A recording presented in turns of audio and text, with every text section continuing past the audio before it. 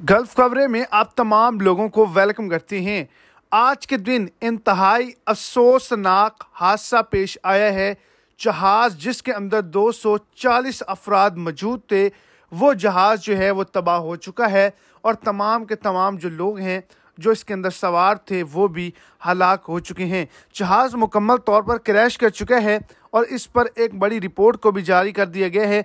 तमाम तर तफसीलात को जानने के लिए वीडियो को एंड तक देखें ताकि आपको तमाम डिटेल्स की अच्छे से समझ आ सके। और अगर इस चैनल पर आप फर्स्ट टाइम हैं तो लाजमी से चैनल को सब्सक्राइब करें, वीडियो को लाइक करें और अपने दोस्तों तक इसको ज़्यादा से ज़्यादा शेयर करें। तो ये साउथ कोरिया की निजी एयरलाइन थी जो कि एक मुल्क से दूसरे मुल्क मुसाफिरों को लेकर जा रही थी। 240 मुसाफिर इसके अंदर सवार थे।